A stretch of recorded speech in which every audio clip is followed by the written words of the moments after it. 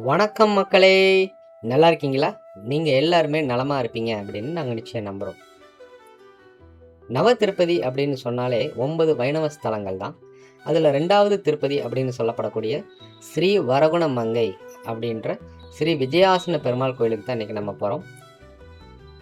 இந்த கோயிலில் வர்றவங்க வெற்றி ஆசனத்தில் உட்கார்ந்துருக்கிற பெருமாளை தரிசனம் பண்ணுறது மூலமாக தான் வாழ்க்கையிலையும் வெற்றி அப்படின்னு சொல்லக்கூடிய நியாயமான நிலை பெற்ற வாழ்க்கை வெற்றி அப்படின்றத அடையணும் அப்படின்றதுக்காக இந்த கோயிலுக்கு வர்றாங்க. இந்த கோயில் எங்கே இருக்குது அப்படின்னு பார்த்தோம்னா, திருச்செந்தூர் டு திருநெல்வேலி போகிற சாலையில் திருப்பதி மங்கை அப்படின்ற சொல்லப்படுகிற ஊரில் அமைஞ்சிருக்குது.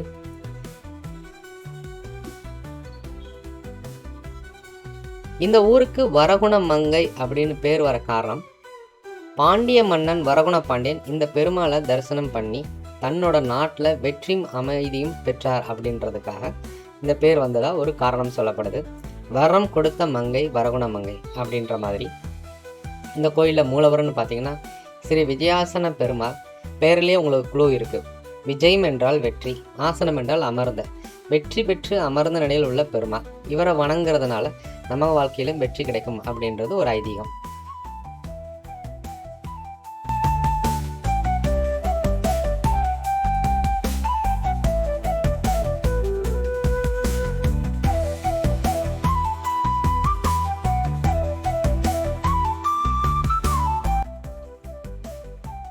ஆக்சுவலாக நம்ம இந்த கோயிலுக்கு விசிட் பண்ண டயத்தில் இந்த கோயிலில் கொஞ்சம் ரெனோவேஷன் ஒர்க் போயிட்டு இருந்தனால இங்கே இருக்கிற பெருமாளையோ இந்த கோயிலை சுற்றியும் நம்மளால் ப்ராப்பராக நம்ம தரிசனம் பண்ணவோ இல்லை வீடியோஸ் கவர் பண்ணவும் முடியலை. ஏன்னா ஃபுல்லாகவே ஒர்க் போயிட்டு இருந்தனால இந்த கோயிலுக்கு விசிட் பண்ணோம். பட் நம்ம இந்த கோயிலுக்கு போயிட்டு நம்மளால் முடிஞ்ச விஷயங்களை இன்றைக்கி பார்த்தோம்.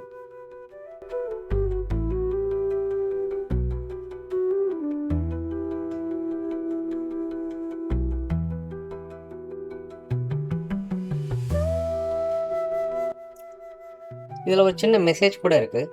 நீங்கள் வாழ்க்கையில் செட்டில் ஆகணும், வெற்றி பெறணும் அப்படின்னா முதல்ல நீங்கள் உன் இடத்துல உறுதியாக உட்காரணும் அப்படின்ற மாதிரி கூட சில பேர் சொல்கிறாங்க. இங்கே இருக்கிற தாயார் வரகுணவள்ளி தாயார் தனி சந்நிதியில் அருள் பாலிக்கிறாங்க. குடும்பத்தில் அமைதி, திருமண தடைகள், பெண்களுக்கு மனதைரியம், இந்த விஷயங்களுக்காக இந்த தாயாரை வேண்டிக்கிறது இங்கே வழக்கம். இந்த கோயில் நம்மாழ்வாரால் மங்களாசாசனம் செய்யப்பட்ட திவ்ய தேசம். நம்மாழ்வார் பாடிய பாசுரங்களில் இந்த பெருமாளை வெற்றியை அருளும் தலைவன் அப்படின்னு வர்ணிக்கிறாரு. நவ திருப்பதி அப்படின்றது நவகிரக சக்தி. இந்த தலம் சந்திரனுக்கு உகந்த தலம்.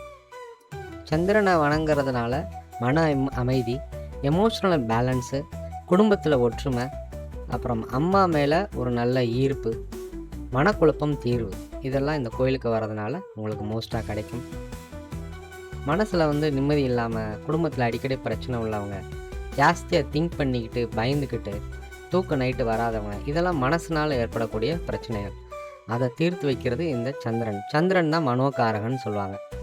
அப்படிப்பட்ட சந்திரனுக்கு உகந்த தலம் இந்த தலம். ஃபெஸ்டிவல்னு பார்த்தோன்னா இந்த கோயிலில் பிரம்மோற்சவம் வைகாசி புரட்டாசி மாதங்களில் கோயில் ஃபுல்லாகவே நல்ல ஒரு வைபாக இருக்கும்.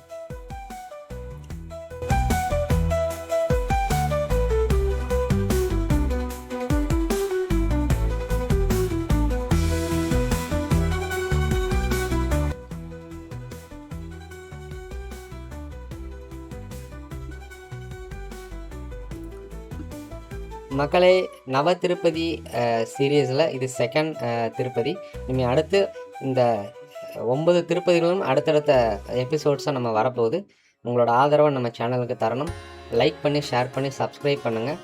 நம்ம சேனலில் இது போல் நல்ல தகவல்கள் உள்ள வீடியோக்களை நம்ம நிச்சயமாக போஸ்ட் பண்ணுவோம். நன்றி, வணக்கம்.